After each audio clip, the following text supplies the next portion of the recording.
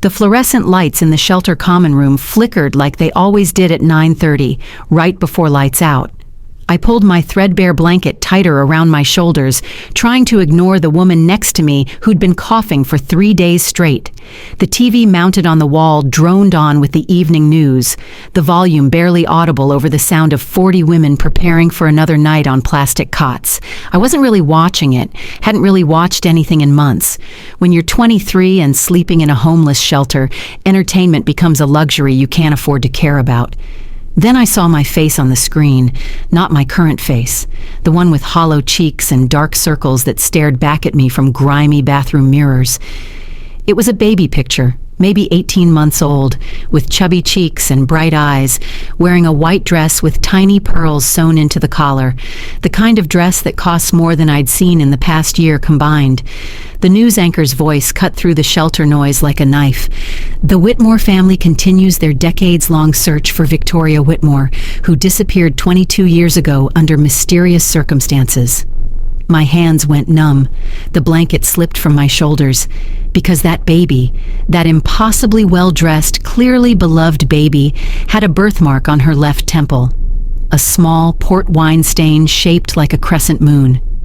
The exact same birthmark I covered every morning with donated concealer from the shelter's hygiene kit. The same birthmark that had earned me the nickname Luna from the other girls here, though they didn't know my real name wasn't Sarah Mills like I'd told them. If you've ever wondered what it feels like to discover your entire life might be a lie, to find out while sitting on a donated cot in a room that smells like industrial disinfectant and despair, I can tell you, it feels like drowning in reverse. Like suddenly being pulled up from dark water when you'd already accepted you were going to die down there. And if you want to know how a girl who thought she was nobody became somebody overnight, how I went from counting coins for ramen to discovering I was worth millions, then keep watching. Because what happened next changed everything, and trust me, you'll want to hear how the people who kept me from my real life finally paid for what they did.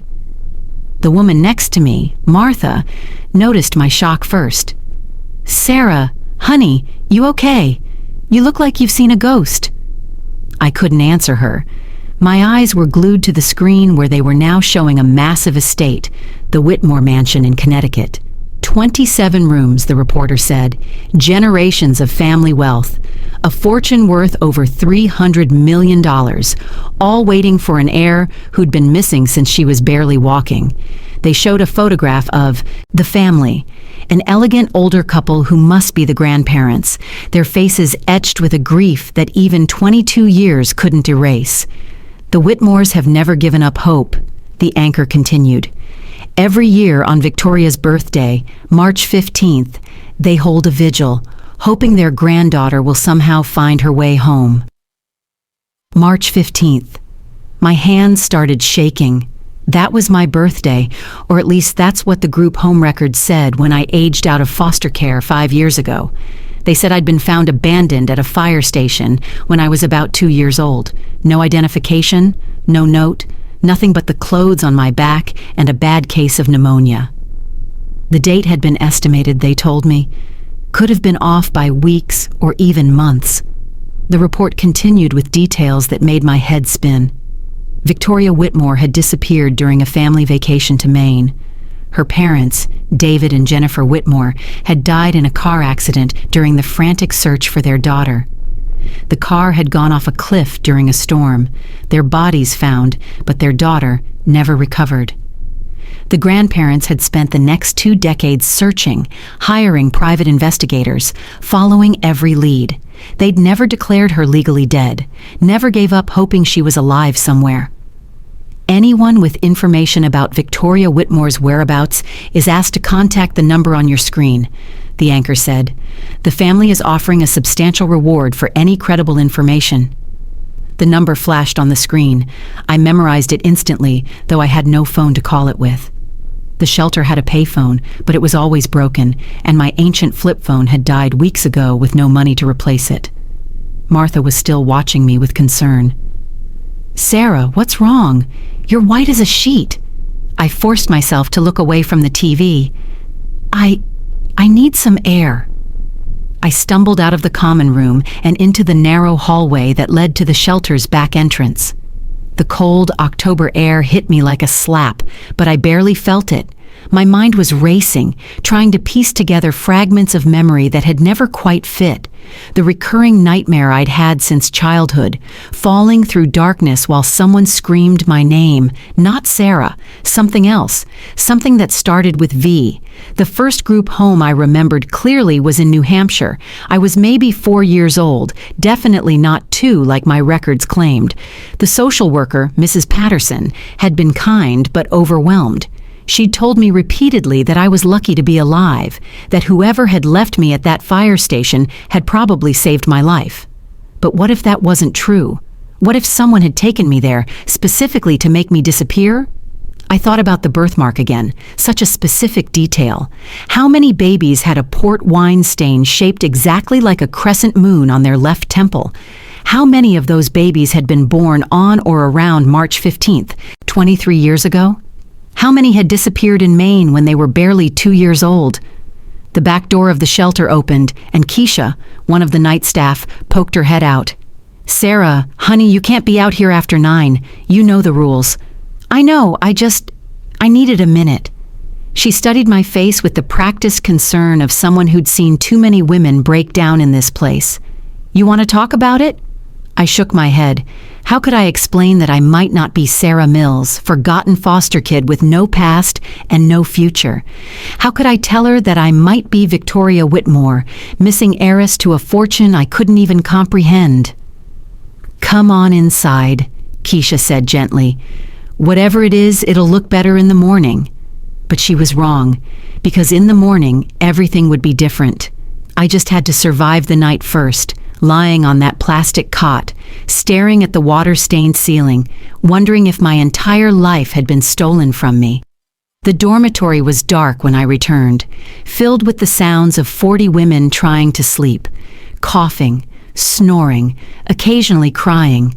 I lay down on my cot, pulling the thin blanket up to my chin. Above me, someone had scratched words into the paint. "This too shall pass." I'd stared at those words every night for 3 months, since I'd lost my job at the diner and couldn't make rent on the studio apartment I'd shared with 2 other girls. Those words had been my only comfort some nights. But tonight, they meant something different. Because maybe, just maybe, this really would pass. Maybe I wasn't meant to be here, counting down the days until my shelter stay expired and I'd be back on the streets. Maybe I had a family out there searching for me, grieving for me. Or maybe I was just a desperate homeless girl who saw a baby with a similar birthmark and let her imagination run wild. Sleep didn't come easily. Every time I closed my eyes, I saw that baby picture, those grieving grandparents, that massive house that could have been my home. I thought about my life, the struggles that had led me here, the foster homes, 7 of them before I aged out. Some were okay, others were nightmares I still couldn't talk about. The Hendersons, who locked me in the basement when I misbehaved, which usually meant asking for seconds at dinner. The Carlsons, where the dad had wandering hands and the mom pretended not to notice. The Brennans, who were actually kind but had to give me up when Mr. Brennan lost his job. None of them had ever felt like home. I'd always felt like I was waiting for something, someone, to claim me, to say, "There you are, we've been looking everywhere for you." The next morning came too soon and not soon enough. The shelter wake-up call was at 6 a.m. sharp, lights on, everybody up, breakfast served from 6:30 to 7, then out the door by 8. No loitering, those were the rules. Most days I'd go to the library, use the computers, to look for jobs, apply for anything that didn't require an address better than St. Mary's Women's Shelter. But today, I had a different mission. I needed to find a way to contact the Whitmore family, but more than that, I needed proof. I couldn't just call up claiming to be their missing granddaughter based on a birthmark and a birthday. They'd probably had hundreds of false leads over the years, desperate people trying to claim a fortune that wasn't theirs. The library opened at 9. I was there at 8:55, standing outside in the cold, my breath forming clouds in the morning air. Mrs. Chen, the librarian who knew me by name now, smiled as she unlocked the door. "Early start today, Sarah?" "Yeah, I have some research to do." She didn't ask what kind. She'd learned not to ask too many questions of the shelter kids who used the library as refuge. We were all running from something or toward something, and sometimes the kindest thing was to just provide a warm, quiet place to figure out which direction we were going. I claimed my usual computer in the back corner and started searching. "Victoria Whitmore missing child," I typed. The results were overwhelming. Hundreds of articles over the years, age-progressed photos showing what Victoria might look like at 5, 10, 15, 20. The most recent one, created just last year, showed a young woman with dark hair and green eyes. It was generic. Could have been anyone. But something about the shape of the face, the set of the jaw, looked familiar. I found an article from the time of the disappearance. Toddler vanishes from vacation home. The details were sparse but chilling. The family had been staying at their summer house in Bar Harbor, Maine. The parents had put Victoria down for a nap and gone for a walk on the beach. When they returned an hour later, she was gone. No signs of forced entry, nothing disturbed except the empty crib. The search had been massive. FBI involved, rewards offered, psychics consulted. David and Jennifer Whitmore had been driving through a storm 3 days later, following up on a tip about a woman seen with a child matching Victoria's description when their car went off the cliff. Their bodies were recovered, but the search for Victoria continued, now led by her devastated grandparents. I found a video interview with them from 5 years ago. Eleanor and Harrison Whitmore, sitting in what looked like a library in their mansion, surrounded by photos of their lost family. Eleanor was elegant even in her grief, her silver hair perfectly styled, her hands folded in her lap. But her eyes were hollowed out with loss. "We know she's out there," Eleanor said to the interviewer. "A mother knows, a grandmother knows. Victoria is alive, and someday she'll come home to us." Harrison was more reserved, but when he spoke about his son David, his voice cracked.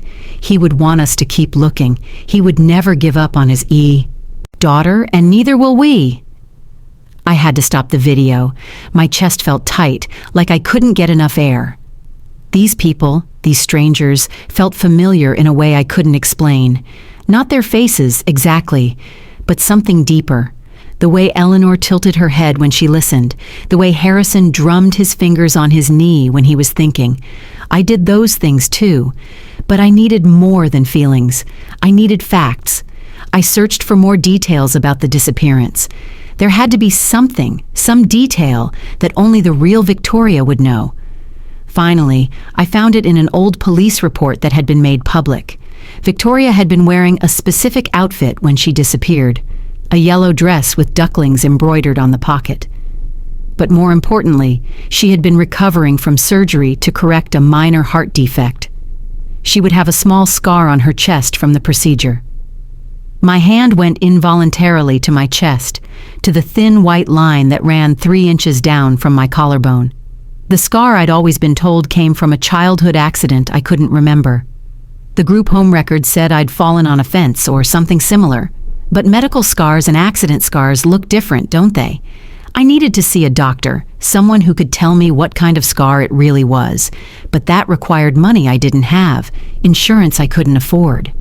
Unless there was a free clinic 6 blocks from the library. They did basic medical care for the homeless, no questions asked. Maybe someone there could at least tell me if my scar was surgical or accidental. I printed out everything I could, articles, photos, contact information.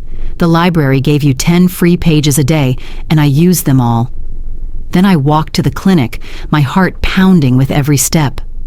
The waiting room was crowded, as always. Sick people, injured people, people just trying to get their medications refilled. I took a number and sat in a cracked plastic chair, clutching my folder of printouts. 3 hours later, my number was called. The doctor was young, probably a resident doing rotation at the free clinic. "Dr. Patel," her badge said. She looked tired but kind. "What brings you in today?"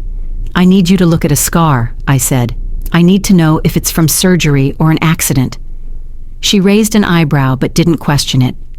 I pulled down the collar of my shirt, showing her the thin white line. Dr. Patel leaned in, examining it carefully.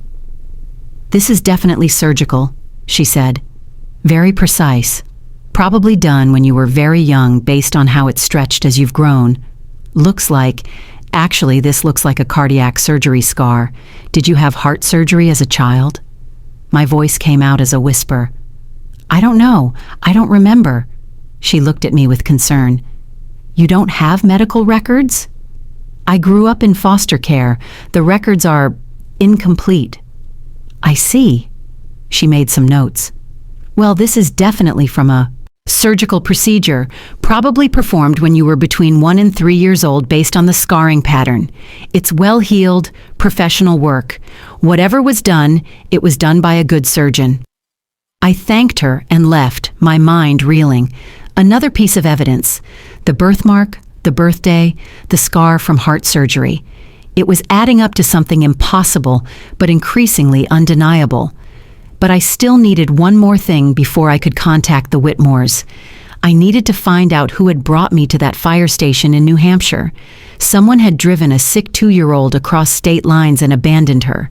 That person had to have known who I really was.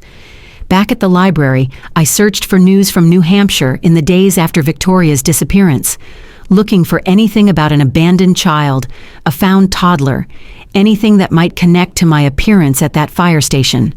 What I found made my blood run cold. 3 days after Victoria Whitmore disappeared, the same day her parents died in that car accident, a woman named Linda Patterson had started working as a social worker in Manchester, New Hampshire. The same Mrs. Patterson who had been my first social worker, who had handled my case when I was found at the fire station. It couldn't be a coincidence, could it? I searched for Linda Patterson, but the name was too common. Hundreds of results, no way to know which one was her. But then I remembered something she'd said once, when I was maybe 6 years old. She'd been placing me with a new foster family, and I'd been crying, begging her not to leave me. "I'm so sorry, sweetheart," she'd said. "I'm so sorry for everything, but this is the only way to keep you safe." At the time, I'd thought she meant safe from whatever had happened in my previous foster home. But what if she'd meant something else? What if she'd been keeping me safe from something, or someone else entirely? The library was closing soon. I gathered my printouts and headed back to the shelter, my mind spinning with possibilities. Who was Linda Patterson, really? Why had she taken me? And if she'd been trying to keep me safe, from whom? That night at the shelter, I barely touched my dinner, lukewarm spaghetti with sauce that tasted like cardboard. Martha noticed, of course. Martha noticed everything. "You've been acting strange since last night," she said. "What's going on with you?" I wanted to tell her. I wanted to tell someone, anyone, about what I'd discovered. But how could I? It sounded insane even to me, and I was living it. "Just thinking about stuff," I said. "Must be some heavy stuff," Martha replied. "You look like you're carrying the weight of the world." If only she knew. That night, I made a decision. I would contact the Whitmores, but not directly. I'd reach out to their lawyer first, present my evidence, see if it was enough for them to take me seriously. The last thing I wanted was to get their hopes up. If I was wrong, to cause these grieving grandparents more pain. But deep down, I knew I wasn't wrong. The pieces fit too perfectly. The birthmark, the scar, the birthday, the timing of my appearance in New Hampshire. And more than that, something deeper, something in my bones that recognized the truth, even if my mind was still catching up. I was Victoria Whitmore.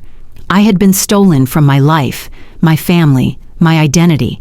And someone out there knew exactly what had happened and why. The next morning, I used my library computer time to find the Whitmore family lawyer. Richardson and Associates, a firm in Manhattan that had represented the family for generations. I composed an email carefully, professionally, laying out the facts without emotion. "My name is Sarah Mills," I wrote, even though the name felt like a lie now. I am 23 years old, and I believe I may have information about Victoria Whitmore. I have several identifying marks that match those of the missing child, including a distinctive birthmark and surgical scar. I am currently residing in Boston and would be willing to meet with a representative of the family to discuss this further. I am not seeking money or publicity, only the truth. I included my shelter's phone number, the one working line that residents could use for job callbacks, and hit send before I could lose my nerve. Then I waited. 2 days passed with no response. I started to doubt myself.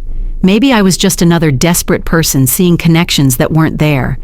Maybe the email had gone to spam. Maybe Sarah Mills. The shelter director called out during dinner on the 3rd day. "Phone call for you. Says it's urgent." My legs felt like jelly as I walked to the office. The director handed me the phone with a curious look. "Hello? Miss Mills?" The voice was crisp, professional. "This is James Richardson from Richardson & Associates. I received your email regarding Victoria Whitmore." "Yes," I managed. "I'll be direct, Miss Mills. We've received hundreds of claims over the years. However, your email contained certain details that warrant further investigation. Would you be able to meet with me tomorrow?" Yes, but I should tell you, I don't have transportation. I'm aware of your circumstances, Miss Mills. A car will be sent to pick you up at 10 a.m. The driver will have identification from our firm. Will that be acceptable?" "Yes," I whispered. "Good. And Miss Mills, please bring any documentation you have about your early childhood, medical records, foster care placements, anything you can access." "I will. Until tomorrow, then." He hung up, and I stood there holding the dead phone, my hand shaking. This was really happening. Tomorrow, I would either discover I was right about who I was, or I would be just another false lead in a 22-year-old tragedy. That night, I couldn't sleep at all. I lay on my cot, staring at those words, scratched in the paint, "This too shall pass," and wondered what it would mean if it really did. If I really was Victoria Whitmore, I would have money, family, a home. But I would also have to face the truth about what had happened to me, why someone had stolen me from my parents, why they had died searching for me. Morning came slowly. I showered with the harsh shelter soap, put on my cleanest clothes, jeans and a sweater that only had one small hole in the sleeve. I covered my birthmark carefully with concealer, then wiped it off. If I was going to claim to be Victoria Whitmore, I couldn't hide the very mark that might prove it. At exactly 10 a.m., a black town car pulled up outside the shelter. The driver, an older man in a suit, got out and approached me. "Miss Mills, I'm from Richardson & Associates." He showed me his ID. "Mr. Richardson is waiting for you." The ride to Manhattan was surreal. I'd never been in a car this nice, all leather and quiet engine, water bottles in the cup holders. The driver didn't try to make conversation, which I appreciated. I needed the silence to prepare myself for whatever was coming. The law firm was in a gleaming office building on Park Avenue. The lobby alone was nicer than anywhere I'd ever been, all marble and modern art. The elevator whisked me up to the 23rd floor, where a receptionist with perfect makeup greeted me. "Miss Mills, Mr. Richardson is ready for you." She led me down a hallway lined with oil paintings and heavy wooden doors. At the end, she knocked on a door and opened it. "James, Miss Mills is here." The office was enormous, with floor-to-ceiling windows overlooking the city. Behind a massive desk sat a man in his 60s, silver-haired and sharp-eyed. But he wasn't alone.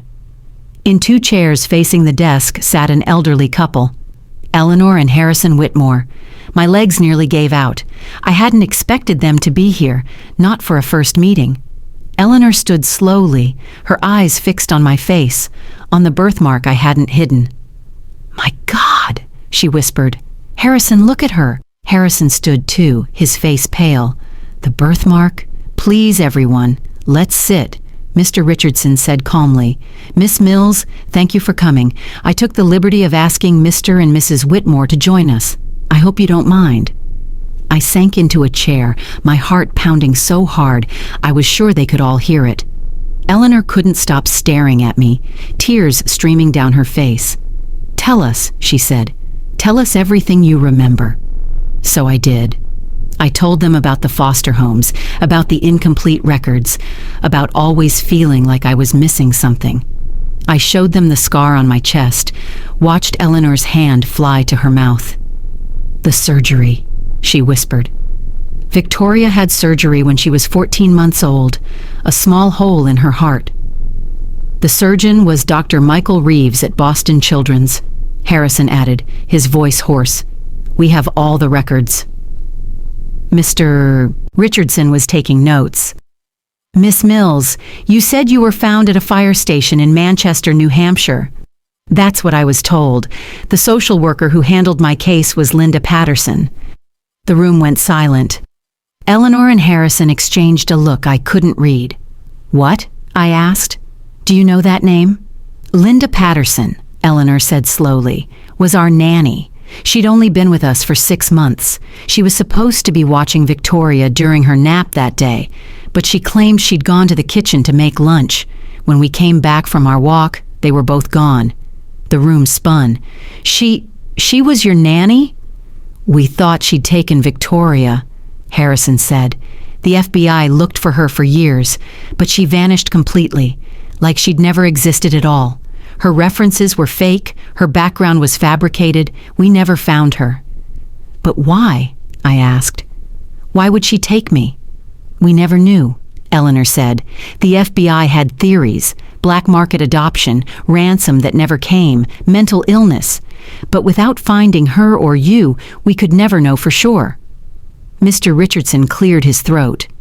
"There's a way to know for certain if Miss Mills is Victoria. A DNA test. Would you be willing, Miss Mills?" "Yes," I said immediately. "Yes, of course. I can arrange for it to be done today, results rushed. We should know within 48 hours. Eleanor reached across the space between us and took my hand. Hers was soft, warm, everything my hands weren't after years of manual labor and harsh soap. "I know we need the test," she said, "but I know. A grandmother knows. You have David's eyes, Jennifer's chin, and that birthmark.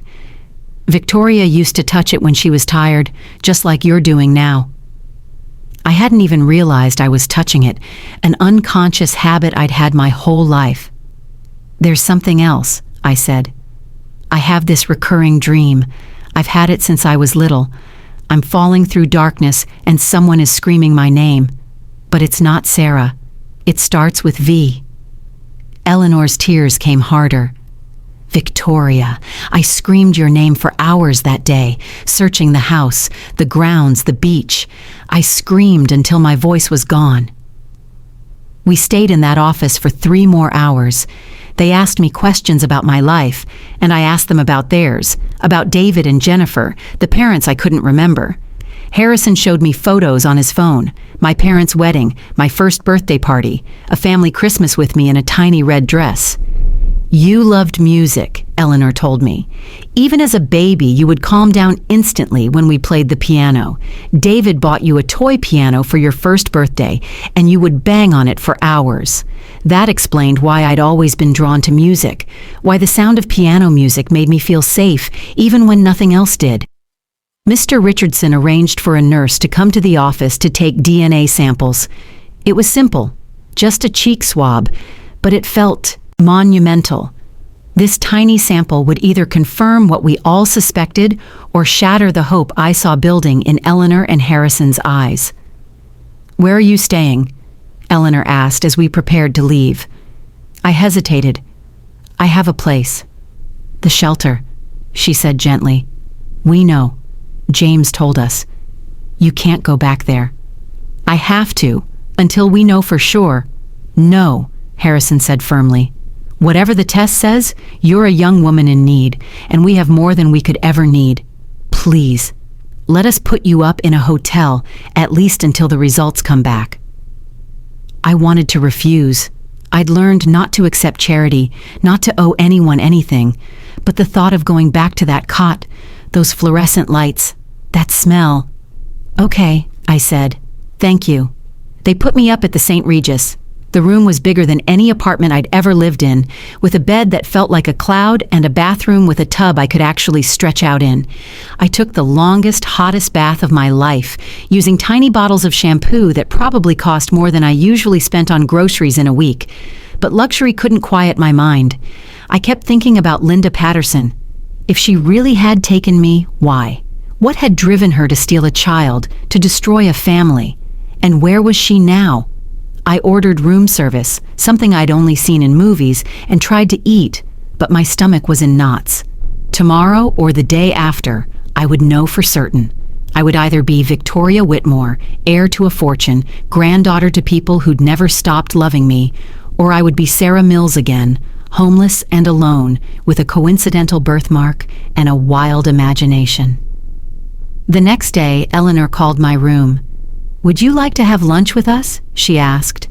"I know we're supposed to wait for the test results, but I'd like that," I said. They picked me up in a car that made yesterday's town car look modest. Lunch was at their apartment on the Upper East Side, a penthouse that took up an entire floor. The elevator opened directly into their foyer, which was bigger than the shelter's common room. "This is a bit much, I know," Eleanor said, noticing my wide eyes. "But it's been in Harrison's family for generations. We rattled around in it after we lost everyone. But maybe now—" She didn't finish, but I understood. Maybe now it wouldn't feel so empty. Lunch was served by a housekeeper named Maria, who kept staring at me when she thought I wasn't looking. We ate in a sunny dining room overlooking Central Park, and they told me stories about my parents. "David was brilliant," Harrison said. "Started his own tech company at 25, but when you were born, he cut his hours in half. Said he didn't want to miss a moment of your life." "Jennifer was an artist," Eleanor added. "A painter. She had a studio in Soho, but after you came along, she converted one of the bedrooms here into a studio so she could work from home. She painted you, constantly. We have dozens of her paintings in storage." "Could I see them?" I asked. "Of course," Eleanor said. "Whether you're Victoria or not, you should see them. They're beautiful." After lunch, she took me to a storage room filled with paintings. Maybe my mother, had been talented. The paintings were vivid, emotional, full of life, and in so many of them, there was a baby with a crescent moon birthmark. "She was working on this one the day you disappeared," Eleanor said, uncovering a large canvas. It was unfinished, but it showed a family on a beach. A man, a woman, and a toddler building a sandcastle. The toddler's face was incomplete, just a sketch, waiting for the artist to return and finish it. She never did. That night, back in my hotel room, I couldn't stop thinking about that unfinished painting. About my parents driving through a storm, desperate to find me. About Eleanor and Harrison, spending 22 years searching. About Linda Patterson, who'd orchestrated all this pain for reasons I still didn't understand. The call came the next morning. "Miss Mills?" It was Mr. Richardson. "The results are in. Can you come to my office?" The ride to his office felt like it took forever and no time at all. Eleanor and Harrison were already there, holding hands, their faces tense with anticipation. Mr. Richardson didn't make us wait. "The DNA is conclusive," he said. "Miss Mills is Victoria Whitmore." The room erupted. Eleanor was sobbing, reaching for me. Harrison was crying too, something I suspected he rarely did. I was pulled into embraces, 22 years of loss and love pouring out in that moment. "My baby," Eleanor kept saying, "my baby girl, you're home." But even in that moment of joy, questions remained. Why had Linda Patterson taken me? Where was she now? And who else knew the truth about what had happened that day in Maine? Mr. Richardson had already started the legal process to restore my identity. There would be paperwork, court appearances, media attention. The story of the missing heiress found in a homeless shelter would be irresistible to the press. "We'll protect you as much as we can," he promised. "But this will be public. Are you prepared for that?" Was I? I'd spent my whole life invisible, unwanted. Now I would be the opposite. Scrutinized, analyzed, judged. But I looked at Eleanor and Harrison, at the joy and relief in their faces, and knew I could handle it. For them, for my parents, who died searching for me. "There's something else," Mr. Richardson said. "Now that we know Linda Patterson was involved, the FBI will reopen the case. They'll want to interview you, see if you remember anything that could lead to her." I thought about my fractured memories, the nightmares, the sense I'd always had of something lurking just outside my consciousness. "I want to find her," I said. "I need to know why." The media explosion was immediate. "Missing heiress found in homeless shelter," screamed the headlines. Reporters camped outside the Whitmore building. My photo, both current and baby pictures, were everywhere, but we were ready for them. The Whitmores had hired a PR firm, and we gave one exclusive interview to a respectable journalist, controlling the narrative. I told my story simply, without embellishment. The foster homes, the struggles, the moment I saw my own face on the news. The public response was overwhelming. Donations poured into the shelter where I'd stayed.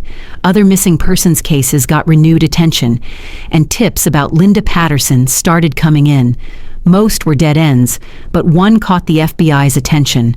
A woman matching Linda Patterson's description had been working as a home health aide in Burlington, Vermont, under the name Linda Peters. She'd quit abruptly 3 days ago, the day after my story broke. The FBI moved fast. They tracked her to a modest apartment in Montpelier, where she was packing to run again. But this time, she couldn't disappear. I was in the Whitmore's apartment when the call came. Linda Patterson had been arrested. "She wants to talk," the FBI agent told us, but only to Victoria. Eleanor gripped my hand. "You don't have to do this." But I did. I had to know. The meeting was arranged at FBI headquarters in New York. Linda Patterson, I still thought of her as Mrs. Patterson, my first social worker, was brought in wearing handcuffs. 22 years had aged her, but I recognized her immediately. The kind eyes that had comforted me in those early foster care days, the same eyes that had stolen me from my family. "Hello, Victoria," she said. "Why?" It was all I could manage. She sighed, suddenly looking every one of her 63 years. "I was hired to take you, paid $50,000 to make you disappear." The room went cold. "By who?" "Your uncle, Marcus Whitmore." I heard Eleanor gasp behind me. Marcus was Harrison's younger brother, David's uncle. "He knew that if David and Jennifer died without an heir, he would inherit everything," Linda continued. "He never meant for your parents to die. That was an accident. He just wanted you gone, hidden away until you were old enough that no one would recognize you anymore. Then he planned to have David and Jennifer killed in what would look like an accident." "But they died anyway," I said, my voice hollow. "They died searching for you. The storm, the cliff. It wasn't supposed to happen that way. Marcus panicked. He told me to kill you, to tie up the loose end. But I couldn't. You were just a baby, so I took you to New Hampshire, left you where you'd be found, and became Linda Patterson's social worker. I watched over you as best I could, moved you when I thought Marcus might be getting close to finding you. All those foster homes. I'm sorry. I tried to place you with good people, but the system, I couldn't always control where you ended up. When you aged out, I thought you were finally safe. Marcus had stopped looking years ago, assumed you were dead. I never imagined you'd see yourself on TV and piece it together." "Where is Marcus now?" Harrison's voice was deadly quiet. "Switzerland, last I heard. He's been living off his trust fund, waiting for you both to die so he could claim the full inheritance." The FBI agent stepped forward. "We'll be seeking his extradition immediately." Linda looked at me one more time.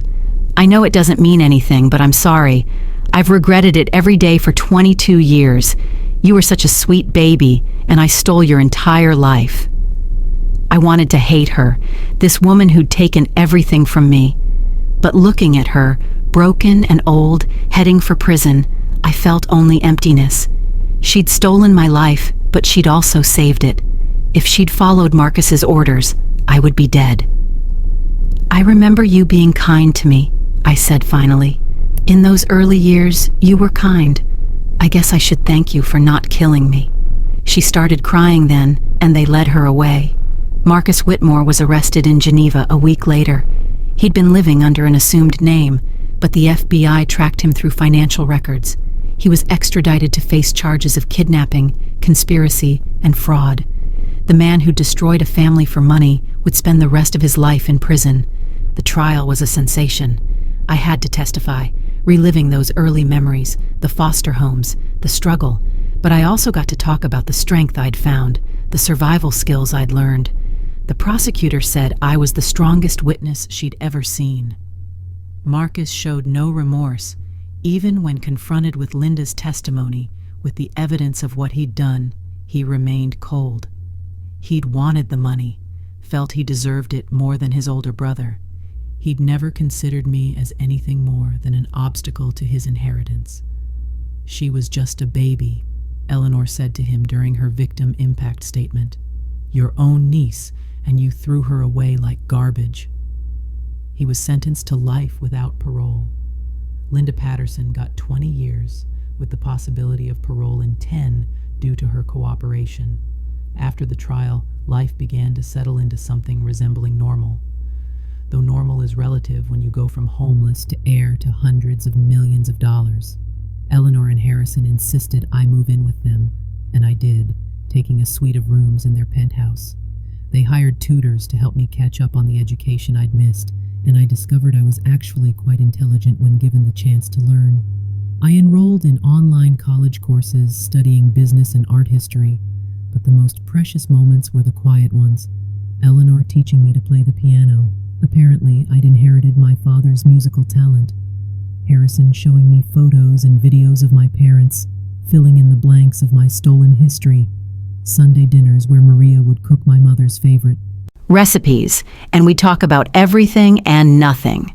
I also started therapy, working through the trauma of those lost years. The therapist, Dr. Williams, specialized in recovered missing children, a specialty I hadn't even known existed. "You're grieving," she told me. "Not just for your parents, but for the life you should have had. That's normal and necessary." She was right. I grieved for the little girl who should have grown up in that penthouse, surrounded by love and opportunity. I grieved for my parents, who I would never know. I grieved for Eleanor and Harrison's lost years, and even, in a strange way, for Linda Patterson and the guilt she'd carried. But I also discovered something unexpected: gratitude. Not for what had happened. I would never be grateful for that. But for the strength it had given me, the perspective, the appreciation for things others took for granted. A warm bed, a full stomach, family. I started a foundation with part of my inheritance, the Victoria Whitmore Foundation for Foster Youth. We provided scholarships, housing assistance, and mentorship for kids aging out of foster care. I knew what it was like to turn 18 and suddenly be completely alone, and I was determined that fewer kids would face that. The shelter where I'd stayed became our first partnership. We renovated it, added services, created a transition program for women getting back on their feet. Martha, my cot neighbor, was one of our first success stories. We got her into an apartment, helped her find a job, reconnected her with her estranged daughter. "You did good, kid," she told me at the ribbon-cutting ceremony. "You didn't forget where you came from." How could I forget? Those experiences, painful as they were, had shaped me. I was Victoria Whitmore, but I was also Sarah Mills. I was the heir to a fortune, but I was also the girl who'd counted pennies for ramen. Both parts of me were real, were valid, were mine. A year after I was found, we held a memorial service for my parents. Their bodies were moved to the Whitmore family plot, and we held a proper funeral, 23 years late. I stood between Eleanor and Harrison, looking at the headstones of parents I couldn't remember but had always loved. "They would be so proud of you," Eleanor whispered, "of the woman you've become." "Even though I'm not who I would have been?" I asked. "If none of this had happened?" "Especially because of who you are," Harrison said firmly. "You survived what would have broken most people. You kept your kindness, your empathy. You came back to us. That takes a strength David and Jennifer would have admired. After the service, I visited Linda Patterson in prison. She was surprised to see me. "Why?" she asked. "Closure," I said, "for both of us." We talked for an hour. She told me about those early days, how she'd struggled with what she'd done, how she'd tried to watch over me without getting too close, without Marcus finding out I was alive. "I know it doesn't absolve me," she said, "but I need you to know that I thought about telling the truth 1,000 times. I was just too much of a coward." "We all make choices," I said. "You made terrible ones, but you also made one good one. You kept me alive. I can't forgive you for what you took from me, but I can acknowledge that you could have done worse." She nodded, tears in her eyes. "What will you do now?" "Live," I said. "The life my parents wanted for me, the life Eleanor and Harrison dreamed of. I'm going to live it fully, without fear, without looking back." And I did. I finished my degree, took a role in the family business, fell in love with a man who knew my whole story and loved me not in spite of it, but because of it. We married in the Whitmore garden, with Eleanor and Harrison walking me down the aisle since my father couldn't. We had children, twins, a boy and a girl. We named them David and Jennifer, and they grew up hearing stories of the grandparents they never met, but who had loved me enough to die searching for me. They grew up knowing their mother's story, the importance of family, the strength that comes from surviving the impossible. Eleanor lived to see them start kindergarten. She died peacefully in her sleep, and her last words to me were, "I never stopped believing you'd come home." Harrison followed her 2 years later. He left me everything, but more importantly, he left me with the knowledge of where I came from, who my parents were, what it meant to be a Whitmore.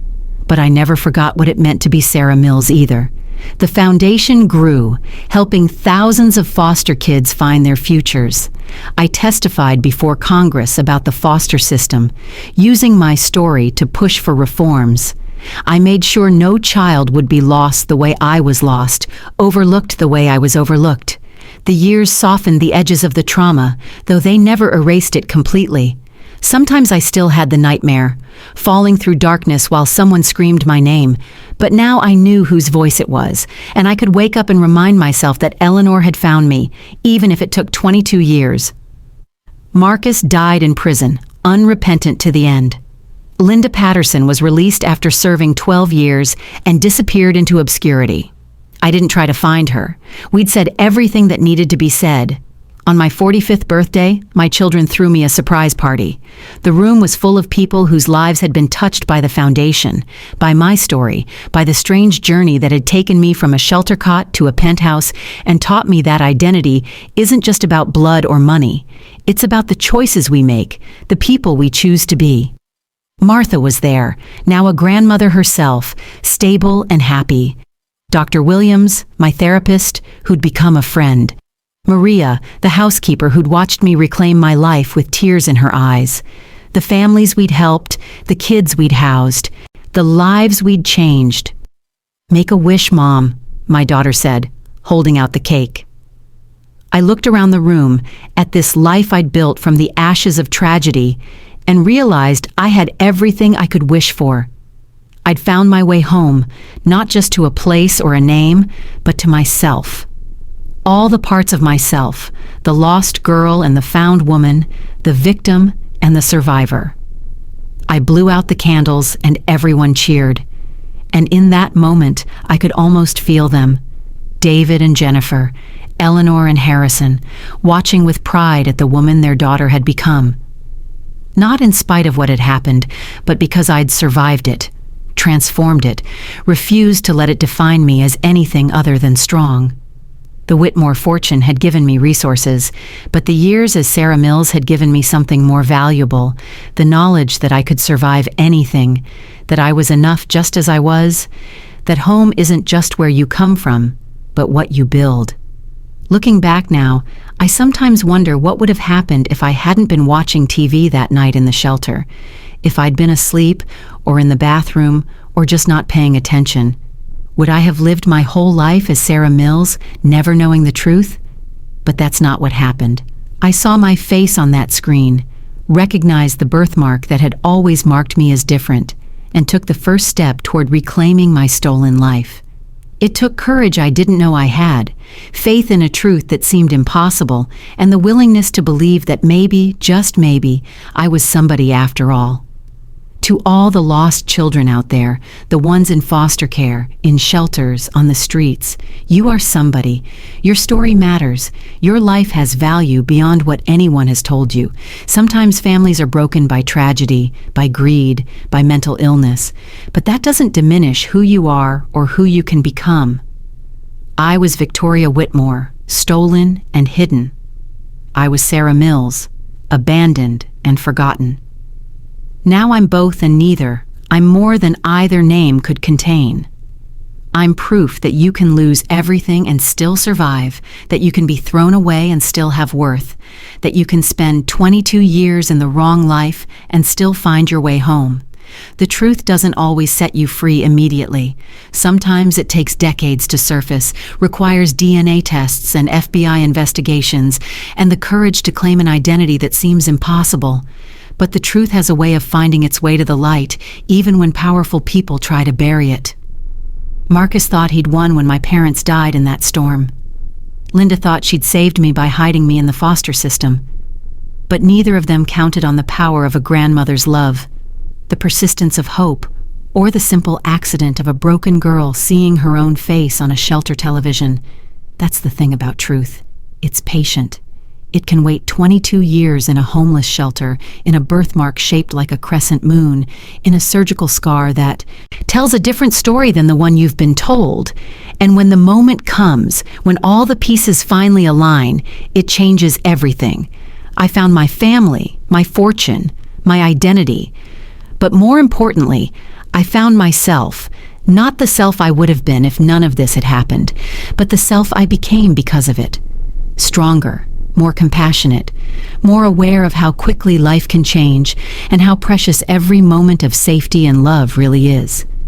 The shelter where I stayed is beautiful now, renovated with Whitmore money, but run with Sarah Mills's understanding of what the women there really need. Not just a cot and a meal, but dignity, hope, a chance to rebuild. Every time I visit, I look at that spot where the TV used to be, where my life changed in an instant, and I say a silent thank you to whatever force in the universe arranged for me to be watching at that exact moment. Thank you for listening to my story. If this story moved you, and if you believe that everyone deserves to have their true worth seen, please like this video and share it with someone who needs to hear this message. Comment below and tell me, what was the moment in the story that resonated with you the most? And if you want more powerful stories about finding your strength and overcoming the odds, make sure to subscribe to the channel and turn on notifications. You won't want to miss what's next. Eleanor was right when she said a grandmother knows. But sometimes, deep down, we all know who we really are. We just need the courage to claim it, the strength to prove it, and the faith to believe we deserve the life that was stolen from us. My name is Victoria Whitmore. I was also Sarah Mills. I was lost for 22 years, but I was never really gone. I was just waiting to be found, waiting in a homeless shelter for my face to appear on a screen and remind me that sometimes the most impossible stories are the ones that turn out to be true.